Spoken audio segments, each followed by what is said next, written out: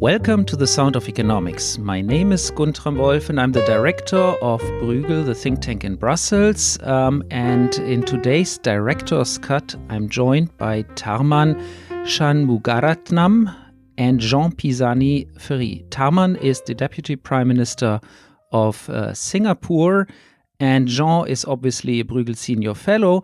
And Tharman, welcome to both of you, first of all. Very good. Thank you. Thank you. Well, Tharman, you've just been heading a report, a group of eminent persons, G20 Eminent Persons Group on global financial governance, and you have just published here in October a report called Making the Global Financial System Work for All. That's a great title. And I'm sure our readers would love to learn from you what are the key insights of this report. Well, thanks very much, Guntram. So let me summarize the thrust of it. It was a collective enterprise of 16 of us on the Eminent Persons Group. I should just say straight off that the fact that 16 people with minds of their own and from very diverse backgrounds managed to agree very wholeheartedly on a set of propositions, a set of premises and a set of propositions illustrated how important this is and illustrated the fact that regardless of where we come from, regardless of our backgrounds, we are agreed that first, our current system, our current international monetary and financial system is not fitted out for the future. And second, very importantly, agreed that there is a way forward that is practical and doable. When I say it's not fitted out for the future, what I mean is that it's not going to achieve the fundamental growth and development objectives that the system must aim to achieve. And it's also not achieving the financial stability objectives of the system. And we have to realize that the task ahead in the next decade is of an entirely different scale from what we've seen in the past. If you look at the demographics of the developing world, it is clear that what we have to deliver in the next decade is of an altogether different magnitude, and the consequences of failure in Africa, for instance, will clearly be not merely economic. We must succeed. We must succeed in Africa. We must succeed in development and in arresting the deterioration of the global commons in the next decade. And the current system requires a fundamental reorganization and rearrangement for us to achieve it. We also know that financial stability is still elusive. Clearly, there have been very significant improvements since the last crisis, particularly on prudential regulation and particularly with regard to the banks. But we know that the risks have grown outside of the banking system. And importantly, when it comes to individual countries, particularly in the emerging world, we still have recurring bouts of instability that impair growth. They impair the reform process and they impair growth. So all is not well, but the system is not completely broken with determined efforts at achieving a new coherence, with efforts to plug the gaps. We can actually lay the foundations for a new phase in cooperative internationalism that is not simply an attempt to replicate the old multilateralism. That's basically our objective. And our aim was to produce a set of specific proposals. There are, in fact, 22 of them that are workable and doable within a period of years. So I think I'll just stop there. Yeah, thank you, Tharman, for this first overview. Of course, I immediately have a number of questions. I mean, so by looking first of all at the group of authors and the very diverse set of personalities and characters, it's of course very impressive to hear that they all could quite easily agree on the set of recommendations you put forward, and you emphasize very much Africa, you emphasized the need for better prudential banking regulation, or you said that a lot has been done there. So I guess what I was wondering, where do you see really still the main problems related to the stability of the financial system so that the financial system delivers? I mean, the emerging market economies, of course, are currently somewhat under stress depending on their fundamentals. But more broadly, I mean, where do you see the financial system really being a source of trouble going ahead? Well, first I'd say, what's happening today is somewhat different from what happened in the global financial crisis. In the global financial crisis, we had something that happened to everyone at the same time. It was global. There was a major setback. There was a recession that affected many countries at the same time, and there was financial instability that was across the world. What we are seeing today is a erosion of growth by stealth, one country at a time, one liquidity squeeze at a time, one episode at a time. And when you accumulate it, it is actually a significant reduction in cumulative growth across the emerging world, especially. And that's important because the cycle will eventually turn. It'll eventually turn in the United States, and we'll find that we don't have the alternative engines of growth in the world economy. So that's one part of the problem. And that's one reason why we shouldn't view the current episodes as idiosyncratic due to policy errors in one country or another, but we should recognize that something systematic is still there in the system, that the smallest of changes in interest rate policy in the large advanced economies has repercussions around the world, and the structure of the financial markets is still such that there is a very significant risk-on, risk-off movement. It causes instability and volatility, and it forces countries to do things that hamper growth.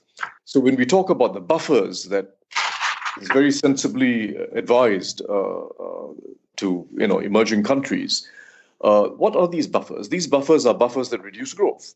It either means you tighten monetary or fiscal policy beyond what is required for domestic balance reasons, or it means you build up self-insurance so that you don't end up in the same position as someone else did that you see before you, or it means basically that we have to curtail the free movement of capital one way or another.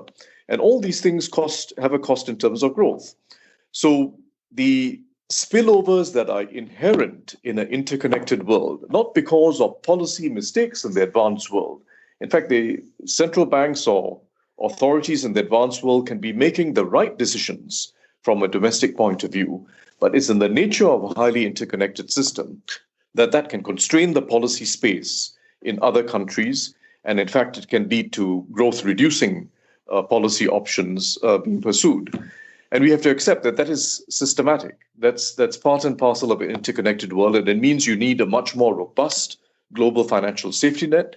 But it also means that over time, we've got to develop stronger norms that reduce the scale and frequency of spillovers. Mm-hmm. So perhaps let me turn now to Jean to react to some of what we heard. Of course, one interesting aspect, Jean, is of course that we have a global financial system, we have a global financial cycle, and we have a global financial safety net. Yet we are also seeing regional financial safety nets being built up. I mean, that perhaps is something to reflect on going forward. Yes, I think what's most original in the report is not the very accurate description of the challenges. It's the fact that for perhaps the first time, a report of this sort says we're not going to go back to the old Bretton Woods system. We're not going to strengthen only the Bretton Woods institution, the IMF and the World Bank, and we're already in a different world. We're in a world where the functioning is much more of a network type with several institutions, a combination of multilateral, regional, bilateral, and national types of safety nets or initiatives.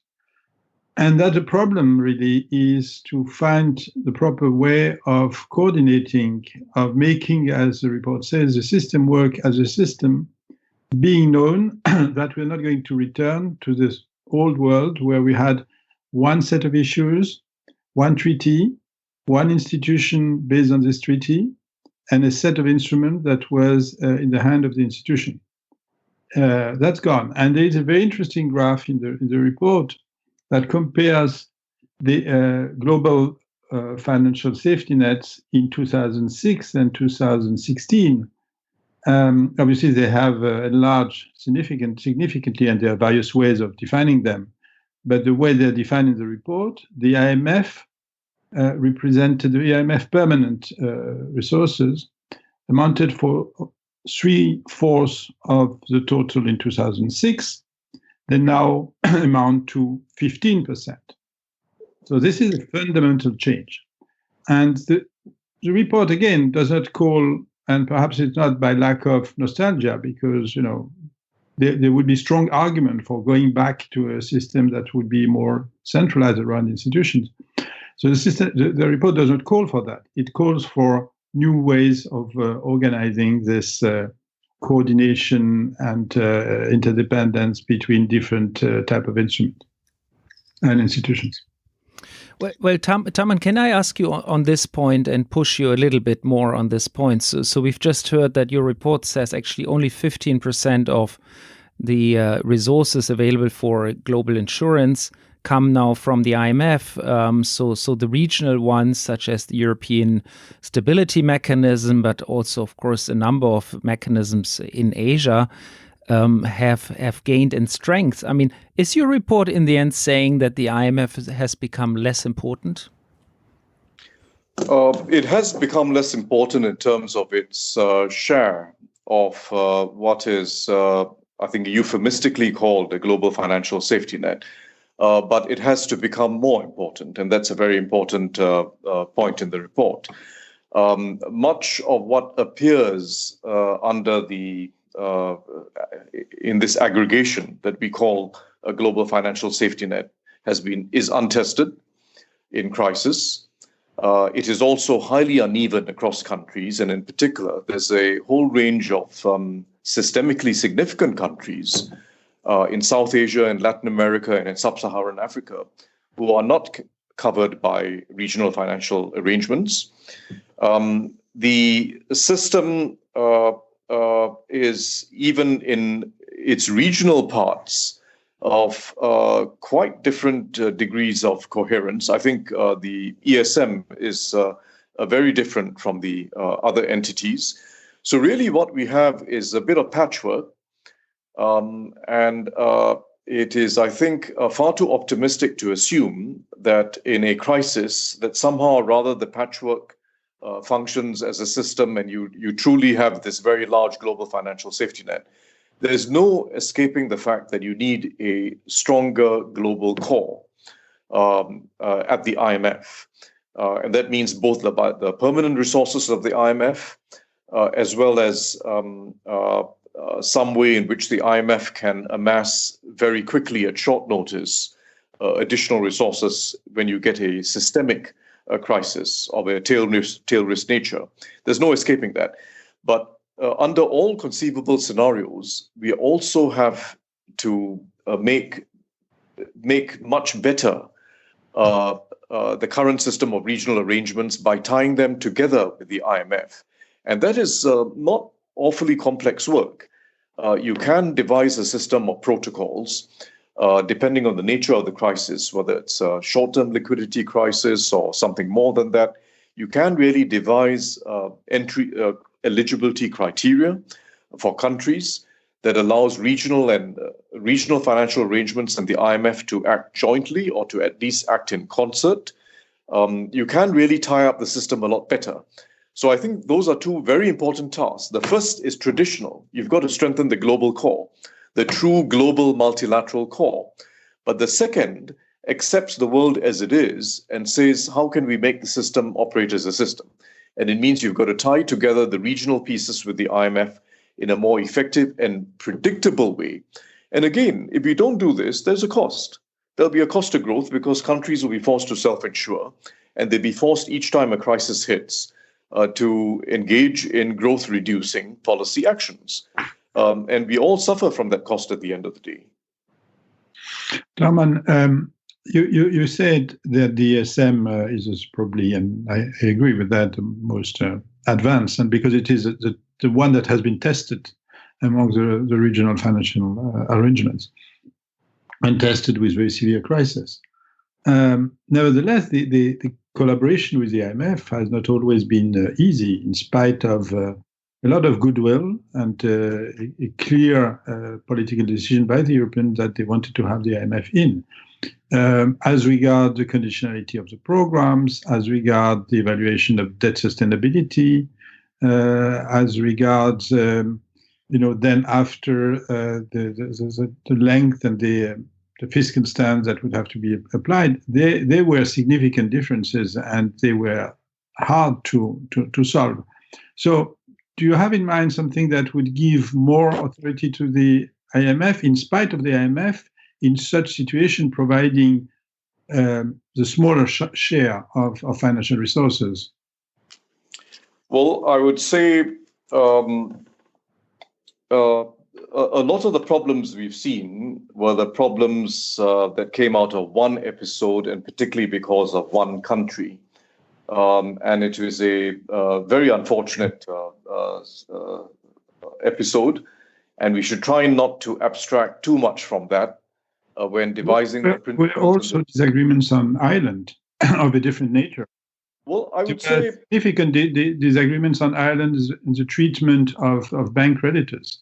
Yeah, well, there were differences of view, and it is probably healthy to have some difference in perspective from the point of on the part of the global policeman and the regional policeman. I think that will be healthy. Inherent in being very close to the action, either as a neighboring country or as a group of neighbors, is that you will tend to go with a solution that doesn't push things too far immediately, and that's been the case historically everywhere. But I would say, as a generalization, that and I'm speaking here from a distance, and it's really not don't misunderstand me. This is not my business. But I would say, Ireland, Portugal, Spain, all worked fairly well in terms of that compound of IMF and European thinking and actions worked fairly well. Greece was different. So the role of the IMF in being part of program design, well, firstly, assessment of the situation, and secondly, being part of program design, is, I think, a stabilizing force in the long term. And my reading of things is that 1 year on from the very very clear disagreements a year ago, there's a much better understanding between the ESM and the IMF and the various parties. Well, I would probably agree that the IMF played an important role in the European context and helped prevent some of the worst decisions. At the same time, I have to say, I also, and Jean, I have written on this together, I have to underline that differences in policy views were quite substantial, and the result was, in some instances at least, the lowest common denominator instead of the best possible solutions. So I think I guess one can say when an international and a regional institution work together, there's pluses and minuses. But I don't want this conversation to just be about Europe. So I'd like to ask you a little bit more, Tharman, on the first point you made as regards strengthening the core and strengthening the multilateral core. So in other words, the IMF. The IMF, as a Bretton Woods institution, is, of course, an institution that has been and still is very much dominated by the United States and the European countries. We are the biggest shareholders, and any attempt to change majorities and change quotas is fiercely resisted, has been fiercely resisted especially by U.S. policymakers, U.S. Senate, and so on. So now, when saying you think the core needs to be strengthened, there needs to be more capital available in the core. What do you have in mind? Do you have in mind that emerging economies or China should be bigger shareholders of the fund and correspondingly get higher voting rights, or what do you have in mind? Well, I would say for both the IMF as well as the multilateral development banks generally, there will have to be periodic strengthening of their capital resources. It was, by the way, specifically not part of the mandate of the Eminent Persons Group to make recommendations on quota increases and capital increases and the restructuring of capital, but we did make a very clear observation that the system requires a strong core.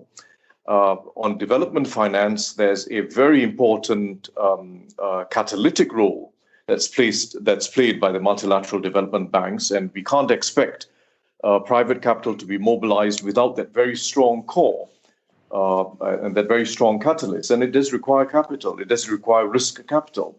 On the IMF side, as we've just discussed, the global financial safety net requires a strong global core.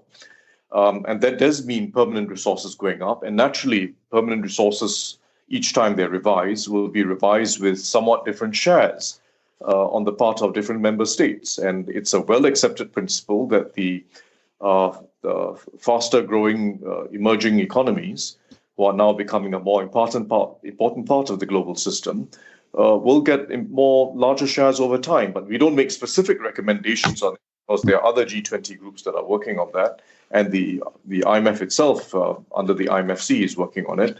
But it's not contentious that we say that. Not at all contentious.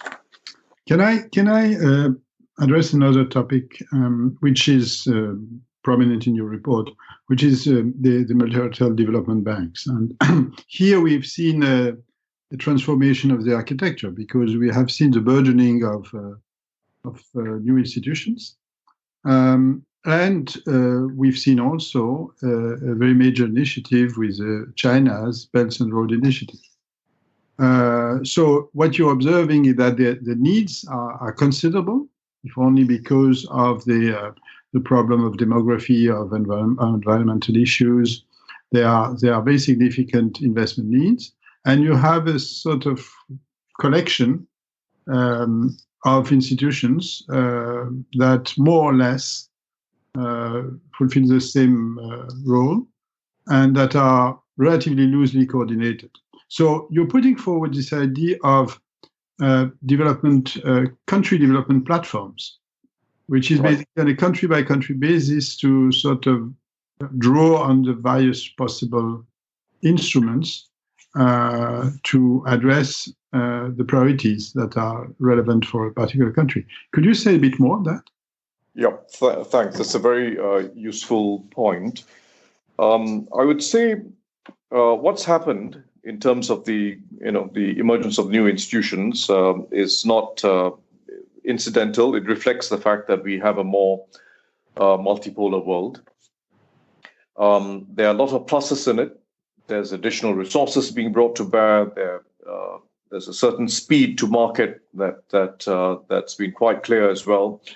But what we need to achieve is much more coherence and complementarity now between the different institutions, the different development finance institutions. Mm-hmm. And that means, importantly, not just the multilateral players, which means the World Bank and the regional development banks and some of the new banks, but also the bilateral players, who are in fact now larger than the multilateral players collectively. And having the bilateral players and multilateral players working on a level playing field of standards, whether it's standards to do with debt sustainability or environmental standards or very obvious things to do with corruption and so on, is absolutely critical. Because once you agree on core standards, then you have a healthy competition around other issues, innovation, ability to bring more projects through the pipeline and to originate more projects, working more effectively with governments to be able to improve regulation and so on and so forth, rather than zero-sum competition. And what we really got to achieve is that you now have more institutions, more resources being brought to bear, and with some ingenuity in some cases, but it's got to be a system where the whole is larger than the sum of the parts. And currently, you have a mix of healthy and zero-sum competition, and it's really very importantly, it's not going to be able to mobilize private capital, because unless you have coherence on the part of the global public sector, you're not going to be able to mobilize private capital on the scale required. We have to jointly mitigate risk, and that means jointly working on improving governance and governance capacity, jointly mitigating project risk, but jointly de-risking the whole environment in some developing countries, helping them to de-risk the whole environment in order to mobilize private capital. And we are very far away from our objectives being achieved today. If you look at the scale of private capital required compared to what's actually flowing in, we are very far away from being achieved. And there has to be a sense of urgency about organizing development differently from the past. Well, that's of course a very, very important discussion. And if I think back at the last couple of years, where China has become a much more assertive bilateral donor in a number of countries, in particular in the One Belt and One Road context, there have been a lot of calls for more transparency, more clarity on the size of the funding, the kind of guarantees, and so on and so forth. Because indeed, as a private investor into a country in which China has made major investments in the context of One Belt and One Road, there's often quite significant doubts about priorities of creditors, clarity on what rules govern these credits, and so on and so forth. Meanwhile, I think the US also has stepped up and increased some of its bilateral facilities for African countries.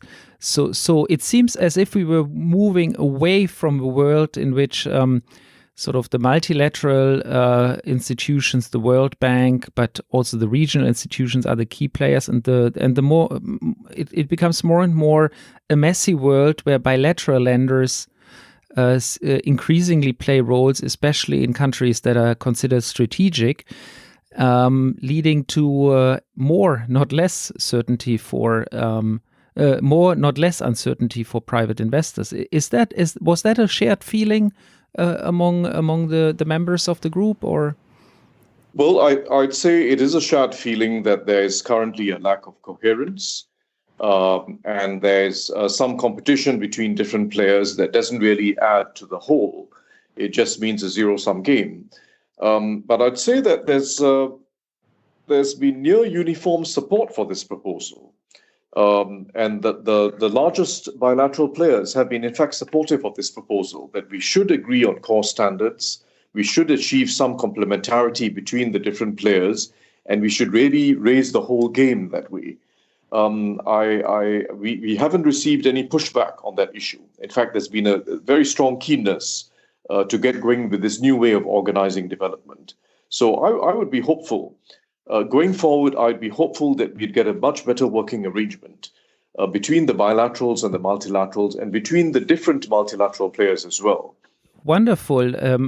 I think we've covered a lot of ground in the last 30 minutes. Of course, we could go on for another half an hour easily, but I think for the purposes of this podcast, let me thank you, Tharman Shanmugaratnam, Deputy Prime Minister from Singapore, and Jean Pisani, Senior Fellow at Bruegel. Thank you to both of you for having done this podcast with me today.